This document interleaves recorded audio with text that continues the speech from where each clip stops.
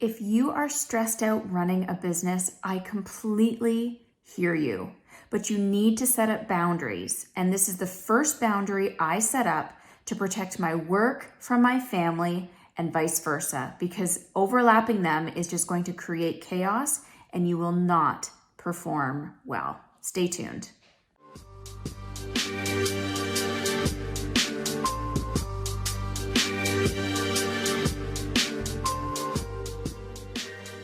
There are 3 boundaries that you need to be setting up to segment your business from your life and also set them up so that all 3 grow and flourish and put you into a less stressful state. If you don't have even one of these boundaries set up, I promise you it is going to be a rocky road with your husband or wife, with your kids, and especially with your business. Stay tuned. Hello and welcome to the Profitable Practice Podcast with me, Andrea Maxim, naturopathic doctor turned healthpreneur. And every week I'm bringing you no nonsense, no BS, actionable strategies to create a practice that is not only profitable but fully sustainable by you. If you're an action taker like me and want to create a practice that is profitable, then you've come to the right place.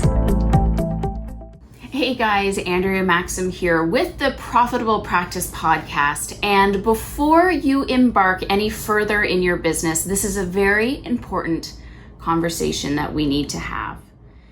When I was at my old place, this was at our condo that my husband and I started. It was our very first home. We had both of our children there. When Aria was born, I still had my office. I didn't use it all that much, and I should have definitely used it more, but at least I had kind of a space to my own that if I wanted to, I could go up there. Then we had Brooklyn, and Brooklyn needed that room because we only had a 3-bedroom condo. So each of the girls had to have their room. This was a fight that I had with my husband about them sharing, but as babies, you don't want one to wake up the other and blah, blah, blah. So then Brooklyn took over my office, and I didn't have a space to myself anymore. As entrepreneurs, it is so important for us to be creating these boundaries. And when we don't have boundaries, especially if we're working at home or from home, it is going to make your productivity significantly lower, your motivation and your momentum to get things done significantly lower because you're always being distracted. And therefore, your growth of your business is not going to be as quick as you deserve it to be. And this was what was happening with me. I was setting up my office at the dining room table, and the dining room table was, we had the big open concept main floor, so it was within the same room as the living room and basically within the same space as the kitchen. So wherever my family was, I was. And there were times where I was thinking of setting up like a little studio in my garage, but my garage was also filled with just a whole ton of crap. We couldn't even fit our car in there, let alone setting up like a little office, and it was friggin' cold. And then I was like, well, maybe I can do the crawl space under the stairs and set that up, but the basement was loud and you could hear everything from the floor above. So I just couldn't find these spaces, and I was basically trying to create a space that never was really going to work out because it was just out of stress and survival and just trying to find a place that I could call my own.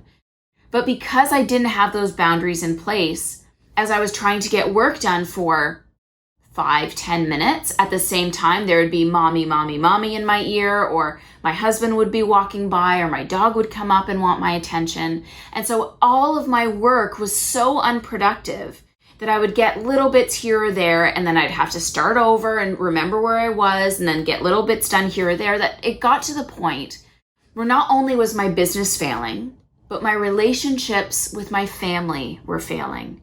I was snapping at my kids. And I remember my husband finally took me aside and said, Andrea, you have to stop doing this. Aria just came up to me and asked, when would be a good time for me to ask mommy a question? Because I'm afraid she's going to yell at me. Because that's how I was acting. I was so frustrated with trying to run my business when I was at home and having my family need me all the time. And there was no clear boundaries being set, that I was just irritable and angry at everything and at everyone. And as soon as my husband told me that story, I changed in an instant.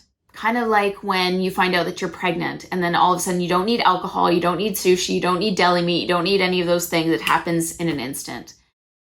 And I closed down my laptop and I said, yes, I need to change. I need to create these boundaries so I can show up to my business better and I can show up to my family better. Since that moment, I have been coming home and not doing work where my family is. I have been shutting things down. I've been trying to do more work and hustle as hard as I could when I was at my clinic so that when I come home, I can be 100% present with them. Well, as an entrepreneur, let's call it 90% present because your brain is always going. I found time to wake up earlier, maybe an hour before I know my kids are going to get up, and that was my time, and asked my husband to, if the girls get up any earlier than 7, I'm getting up at 6. I need that hour to get my stuff done. I need you to give them a tablet, just like take them away from me until 7 o'clock, because otherwise I'm not going to get things done and I'm going to get frazzled and upset.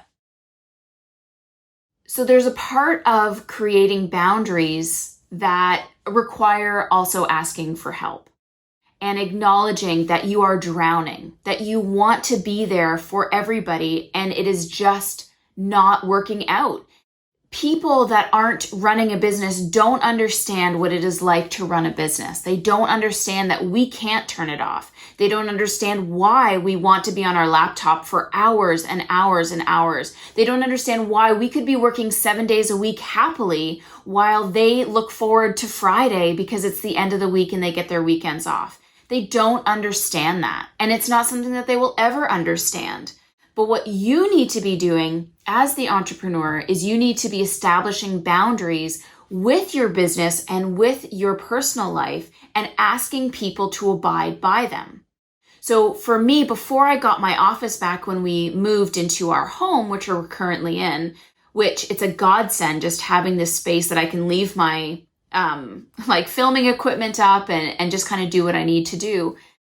I found that establishing that time boundary was so important and it was so helpful. And I was accomplishing more during that 5 or 6 a.m. window to 7 o'clock than I was doing for the rest of the day. I was getting most of my to-do list done in those 1 to 2 hours because I had no distraction, because my creativity flows in the morning, because I just went downstairs, got it done, moved on with my day, and then went and saw patients or whatever else.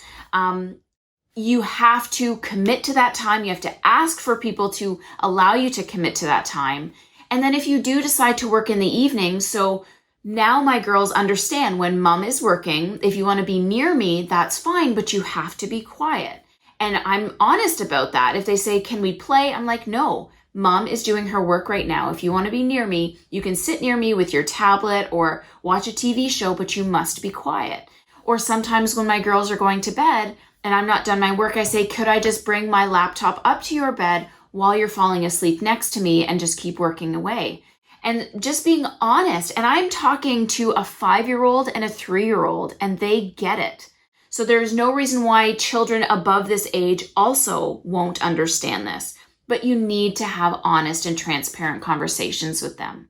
So when it comes to setting up boundaries, I think these are some very important conversations you need to have. And if there is no safe place in your home, then your next best option is to say, every single night from 7 to 9, I'm going to Starbucks. Every single night from 7 to 9, I'm going to the local Tim Hortons or coffee shop that has Wi-Fi. Or I'm going to go to some sort of library space or big open workspace that other people will go to. Thank you for tuning in to the Profitable Practice Podcast. Did you like this video? If so, give it a thumbs up, leave a comment below, and definitely subscribe to the channel. If you want to listen to the rest of the podcast episode, be sure to click the link in the description below. And if you're looking for even more resources on how you can create a profitable practice, I encourage you to sign up for the freebie we also have in the description. You will automatically be put onto our newsletter list where you will get first dibs on every new episode, as well as any new training or online series or freebies that I'm giving away throughout the year. Your commitment towards learning the business side of your practice matters. Stay positive, keep taking those baby steps, and promise me that you are going to take imperfect action every single day. Remember, your patients or clients are reaching their hand for you to help them. There is no excuse why you can't provide the help that they need. So stop getting in your way, continue to learn, take those baby steps, and as I said, take that imperfect action every single day. Thank you so much for watching, and I will catch you on the next episode of the Profitable Practice Podcast.